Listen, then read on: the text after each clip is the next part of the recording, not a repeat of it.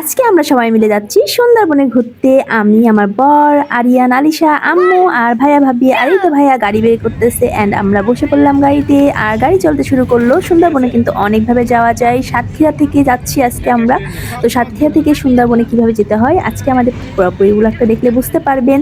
And Mongla থেকেও কিন্তু সুন্দরবনে যাওয়া যায়, তবে আমি দুই জায়গা থেকে গিয়েছি। মোংলা থেকে গিয়েছি, সাতক্ষীরা থেকে গিয়েছি, কিন্তু সাতক্ষীরা থেকে আমার কাছে বেশি মজা লেগেছে। বাংলাদেশের কয়েকটি সুন্দর জেলার মধ্যে সাতক্ষীরা একটি। পানিতে শ্যাওলার মতো যেগুলো দেখতে পাচ্ছেন এগুলো কিন্তু পানি ফল গাছ। হ্যাঁ, পানি ফল গাছ হাঁটু সমান পানিতে হয় আর এগুলো খেতে কিন্তু খুব সুস্বাদু। সাতক্ষীরা এবং আশেপাশের জেলার মানুষই ভালো বলতে পারবেন, ঢাকা জেলার মানুষরাও এটা খেতে খুব পছন্দ করেন। আর সাতক্ষীরার পানি ফলটা তো আমার কাছে সবচেয়ে বেশি মজা লাগে। আর এই যে দেখেন রাস্তার পাশেই জমি থেকে তুলে সাথে সাথে পানি ফলটা বিক্রি করতেছে, এটা খেতে অনেক মজা। এই জায়গাটার নাম হচ্ছে নলটা, এন্ড সামনেই দেখতে পারবেন নলতা মাজার।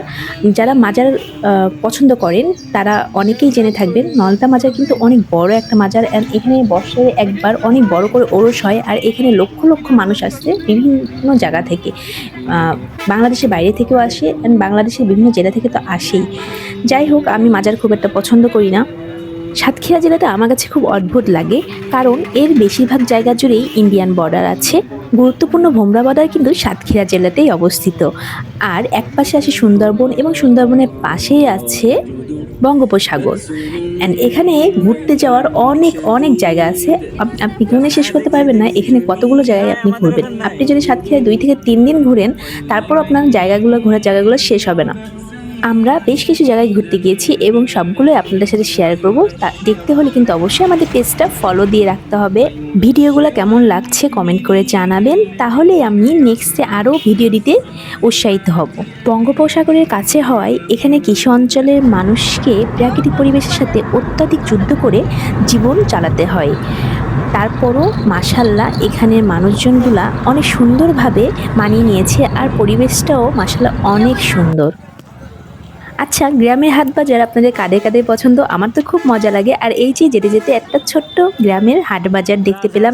এখানে দেখেন অনেক কিছু বিক্রি হয় এই হাট বাজারগুলোতে। মোটামুটি এই হাট বাজারগুলোতেই মানুষ তাদের উৎপাদিত সমস্ত কিছু নিয়ে আসে।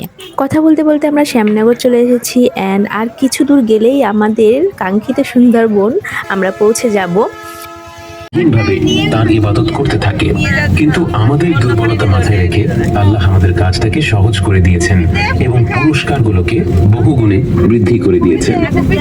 এই যে এগুলো হচ্ছে সাতক্ষীরার ঘের। তৃতীয় এবং শেষ পর্বে আমরা রাসূল সাল্লাল্লাহু আলাইহি ওয়াসাল্লামের ফেরার যাত্রা এবং ফেরার পরে তার এই অভিজ্ঞতাগুলো বর্ণনা করার প্রতিক্রিয়ার ঘটনাগুলো শুনবো এবং অবিস্মরণীয় এই ঘটনা থেকে আমাদের কি কি শেখার আছে তা আলোচনা করব ইনশাআল্লাহ।